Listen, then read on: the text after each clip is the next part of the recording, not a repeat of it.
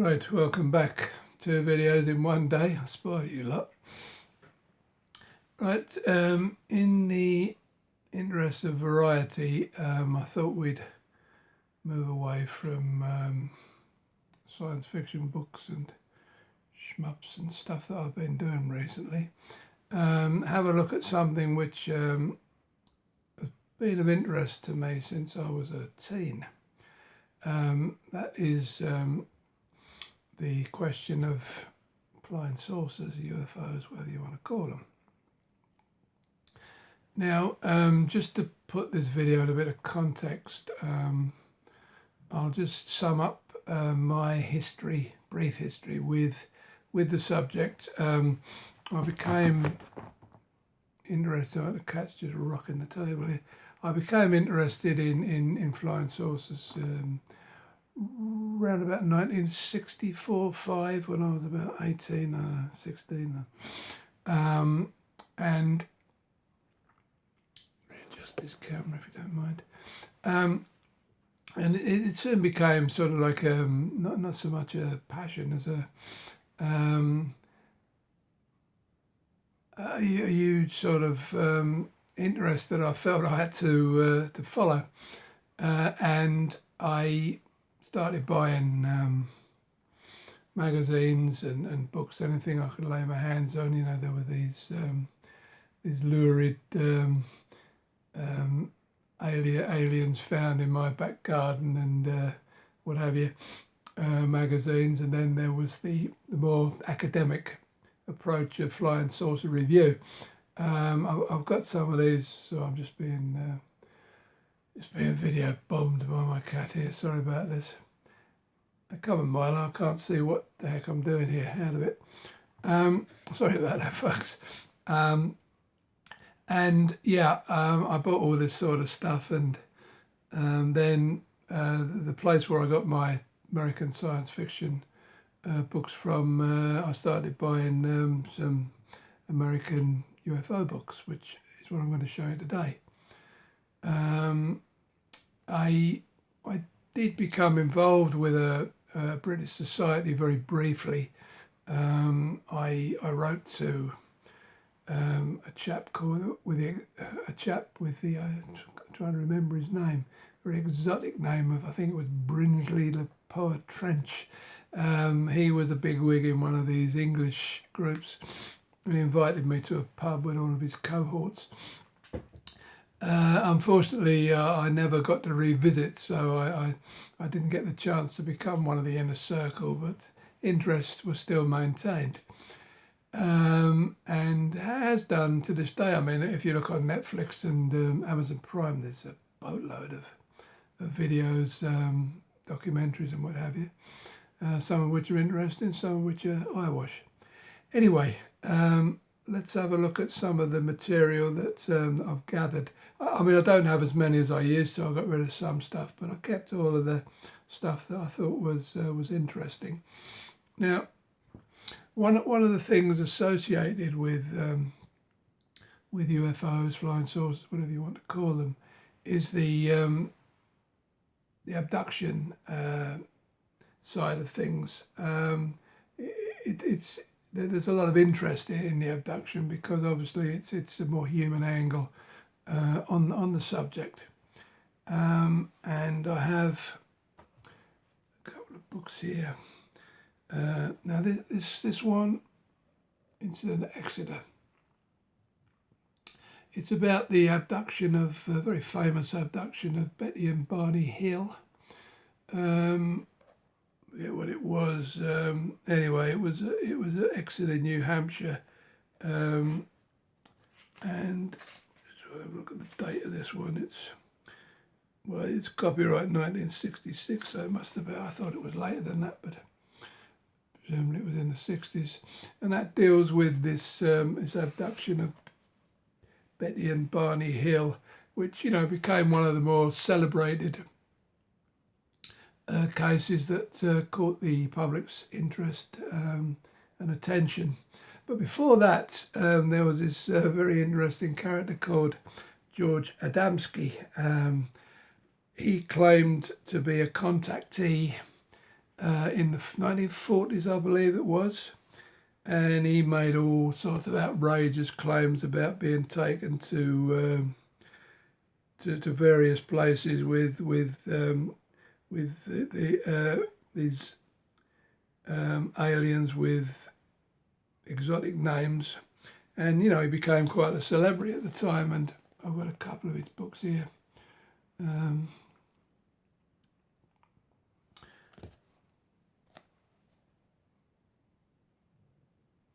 It's all very, what should we say, fantastic stuff, as in fantasy, but no doubt he believed it. I actually had a hardback I bought way back. I thought, I'm sorry I got rid of, because it's probably worth a few bob now. So the abduction side of it has always caught the imagination of the public. And then you have the academic side of it. Okay. Very serious looking title, isn't it? It's a very, very thick tome, American Bantam edition. Basically, it's to try and quell public or lay public fears. They decided to do the army decided to do this this great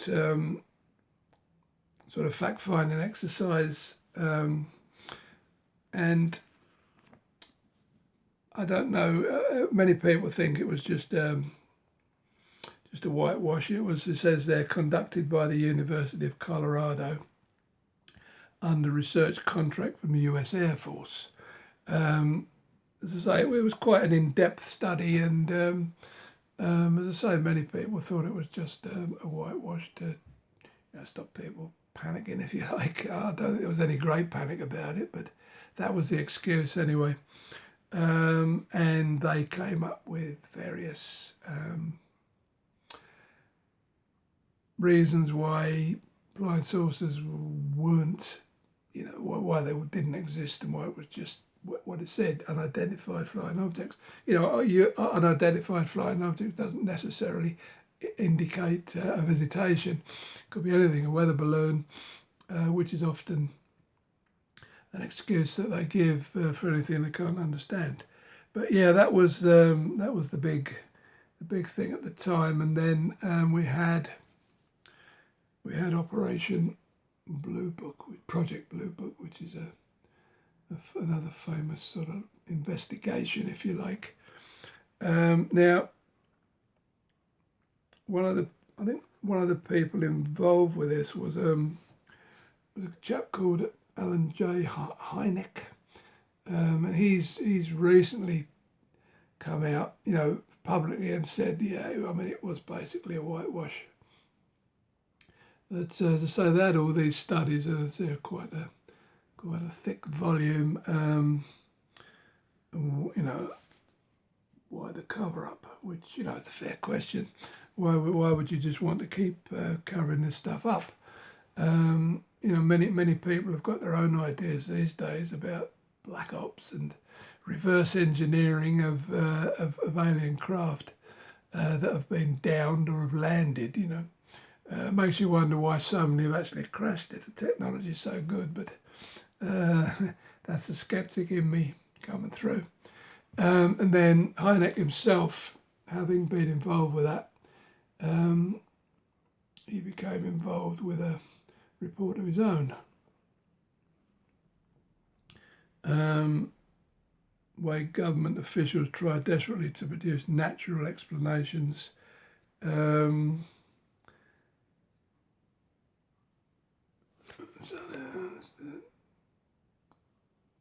flow of the book, anyway. So yeah, that's actually a Sphere English edition. Most of the books I've got are American, where the subject matter was of more interest to the public, apparently. Right, then I'll just run through a few other bits and pieces that I've kept. That one's an old ace book. Jack Vallée, he was a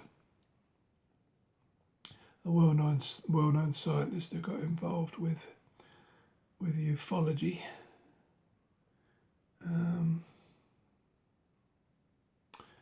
in this book he's just trying to break down what are these objects, where do they come from, are they manned, blah blah, have they actually landed, and are they here among us now?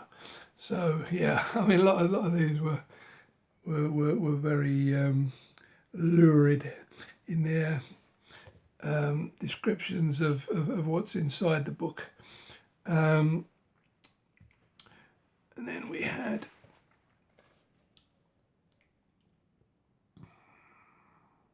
Mr. Valet again, along with his missus. So another look. Most of these I would imagine were probably a cash grab, but I dare say if you're interested in the subject, there's a lot of good material in there. And then we have some of the weirder stuff, like the serious mystery. How could a primitive African tribe possess a detailed knowledge of astrophysics centuries before the West? So that kind of goes into some ancient history of the subject in the most exciting new book since Chariot of the Gods. And that was the famous book where Eric von Daniken made various claims actually, and was sort of like poo-pooed by the scientific institution, if you like. But yeah, that's another sort of like sideways look at ufology. Not anything you would need if you were seriously studying it, let's put it that way. And then we have UFOs, Past, Present and Future. That's a Ballantine book. UFOs, The Real Story. Of course, this mentions January 1948. Just a brief history lesson if you're not aware. It was 1947 when an Air Force pilot called Kenneth Arnold saw this strange object in the sky, and he was the one that first coined the term flying saucer, because that's what it looked like. And then a few months later we have the famous Roswell incident where the government admitted actually that a UFO had crashed. And then when there was a big hoo-ha in government, saying, you can't say this, everything was retracted, and the people in Roswell, New Mexico, were threatened if they ever said anything about it. One guy claimed he had a piece of this craft. I don't know if it's ever been shown, but we don't actually have any. I don't think we have any physical evidence from a downed craft. But yeah, that was the beginning of it all, and of course people posited that after the bomb was dropped on Hiroshima in 1945, that the aliens were coming to have a look and see what we were up to with all of this nuclear stuff, in case we posed a danger to the galactic universe in general, which might happen in about 1 million years' time, but if we're still here. Anyway, moving on. That was a very celebrated case in England, Warminster in Wiltshire.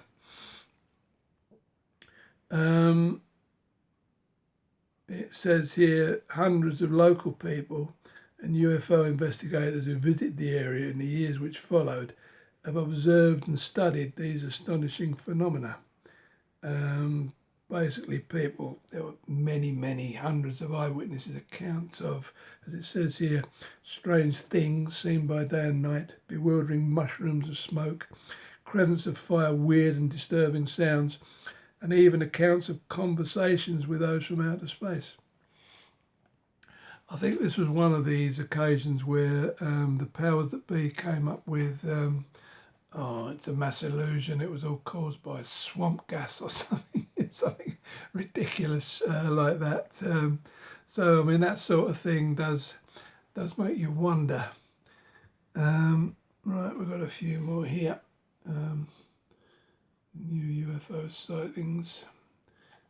American book. Are the UFOs back? Did they ever go away? That's the question I'd be asking there. And then, of course, inevitably you have the books by the debunkers. Philip Klass, he's one of the classic, if you like, pardon the pun, debunkers in America. He's been all over the place, magazines, television, anywhere he can get his nose in, claiming that all of this is nonsense. And it says here, the most important book on the subject yet published. Belongs in any library. So there we have Mr. Klass, who will tell you what UFOs are and why they don't exist, and how people are basically a bunch of idiots who have seen them. I've seen a few videos of a bloke, and I don't know, he seems a bit of a creep, if you like. Okay, here we have another one of these lurid claimed UFOs. Yes. Where the Condon Committee went wrong, so somebody knows better than the people who studied all of this stuff. Fair enough. It's in a nice old ace book in the small format. One's going back a few years. This one is a study by another military man, I think. Yeah, the report on UFOs by Edward J Rupel, I remember his name, and he is head of the United States Air Force project investigating flying saucers. So there's another book where they're doing studies. Aimé Michel is another famous commentator on UFOs. The Truth About. Again, more truths. Yeah, the usual stuff there. And then we have another volume on the Barney and Betty Hill incident, the abduction incident. That one seems a bit more in depth. Get another American Berkeley book. Now, this one is slightly more off the wall, and I only kept it because it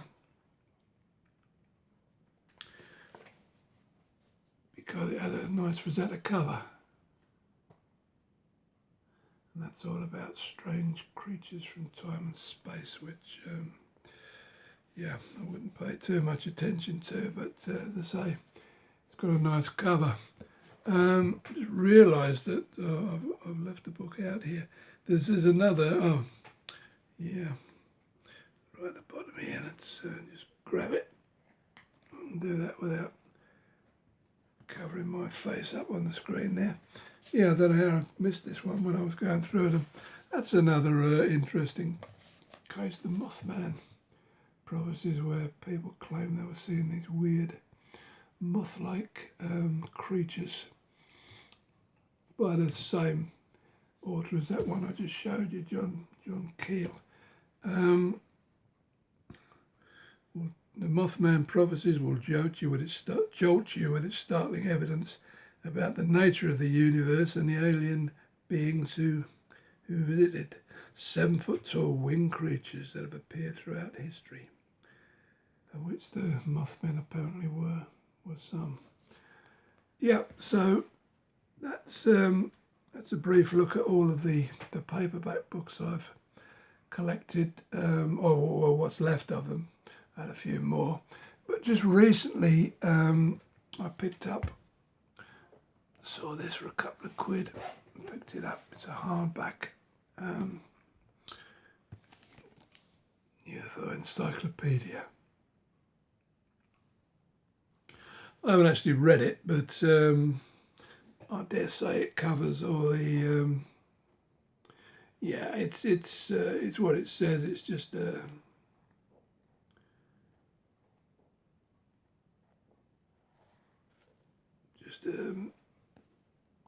A to Z of anything and everything connected with the UFO phenomenon. So yeah, that was my little connection of UFO books. So as I say, it's something that still interests me, although I'm a bit more cynical these days about the whole thing. But as I say, if you have any interest and you've got Netflix or Prime, Amazon Prime, just have a look. There's a lot of stuff there that might enlighten you. Okay, that's about all I've got to say about that. That was, as I say, that was just in the interest of trying to get some different stuff on the channel. Back in the day, I used to do videos on all sorts of things, but seems to be a bit one note for the last couple of years. But yeah, there's something a little different for you. So I hope you enjoyed that one, and I'll be back with goodness knows what in the near future. So I'll say bye-bye now.